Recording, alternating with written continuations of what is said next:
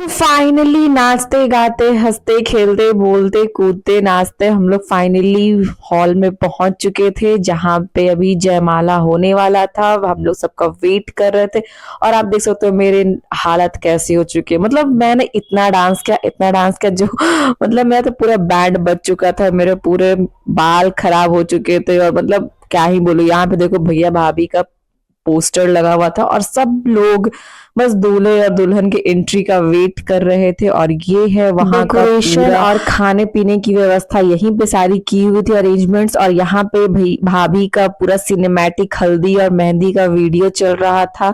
फिर हम लोग खाते पीते आ गए थे, शादी का टाइम आ चुका था, भाभी मंडप में आ चुकी थी। और ये ना एक बहुत ही इमोशनल मोमेंट होता है एक लड़की के लिए और उनके फैमिली के लिए, जो कि मतलब यार सभी की आंखें नम हो जाती हैं। सब लोग तो चलो आप लोग फुल व्लॉग एंजॉय करो और देखो कि हमारे बिहार में कैसे शादी होती है और क्या क्या रस्में होती है। और यहाँ पे पता नहीं, मुझे इतना कुछ याद एग्जैक्टली है नहीं, बट यहाँ पे शायद कन्यादान का सीन चल रहा था। मतलब सीन क्या, मतलब रस्म चल रही थी।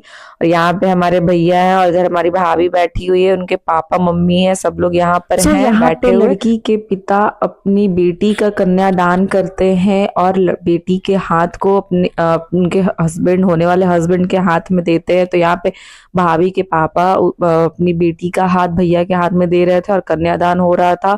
फिर यहाँ पे लावा बूंद छिटाने का रस्म हो रहा था, जो कि भाभी के भाई करते हैं। तो यहाँ पे उनके भाई लोग सब लोग कर रहे थे। फिर सिंदूर दान का टाइम आता है और यहाँ पे सिंदूर दान किया जा रहा था। और फिर आता है 7 वचनों का टाइम। तो यहाँ पे पंडित जी बहुत ही अच्छे से डिटेल्ड में सातों वचन को एक्सप्लेन कर रहे थे भैया और भाभी को, और उनसे बोल रहे थे कि अगर आप ये सारी चीजों को मानते हैं तो ही ये शादी कंप्लीट होती है। 7 वचन को निभाना होता है, वो सारी चीजें हो रही थी यहाँ पर रस्में।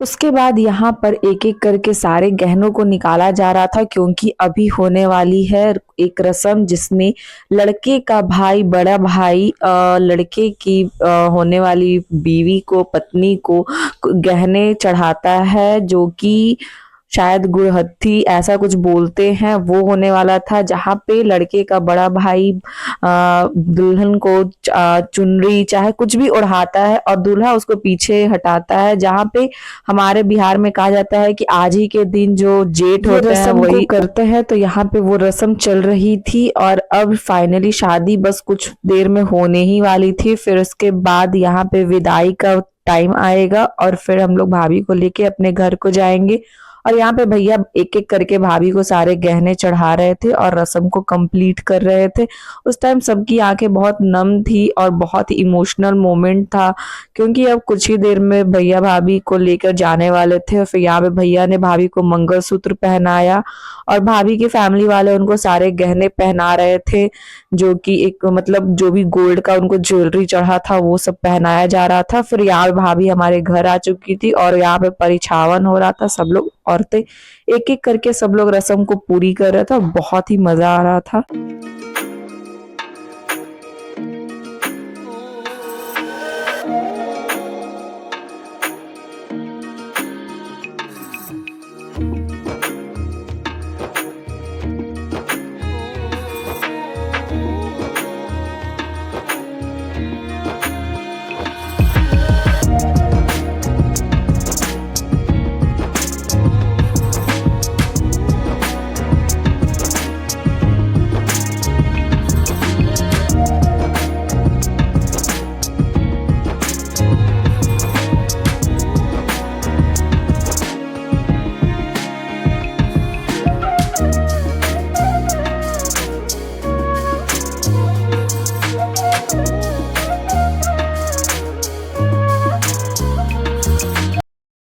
सो अब फाइनली वो मोमेंट आ चुका है जहाँ पे भाभी हमारे घर में एंट्री करने वाली थी। यहाँ पे दीदी चावल को कलश में डालकर उसको रख रही थी गेट पर उनको वेलकम के लिए, और पैर का छाप देने के लिए हम लोगों ने आलता को रखा था ताकि भाभी अपने प्यारे प्यारे पैरों से अच्छे से लक्ष्मी की तरह प्रवेश करे हमारे घर में।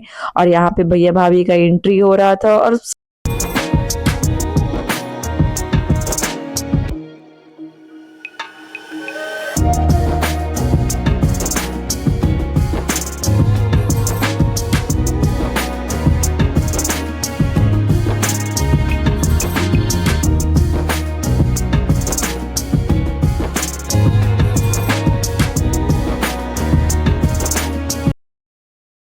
फाइनली दुल्हन हमारे घर आ चुकी है। सो शादी का व्लॉग मैं यहीं पे एंड करती हूँ। आप आई होप आपने व्लॉग को बहुत एंजॉय किया होगा। तब तक के लिए टेक केयर, बाय बाय, मिलते हैं अगले व्लॉग में। तब तक आप व्लॉग को ढेर सारा प्यार दीजिए ताकि मैं आपको अच्छे अच्छे व्लॉग्स को बनाती रहूँ और दिखाती रहूँ। Bye bye.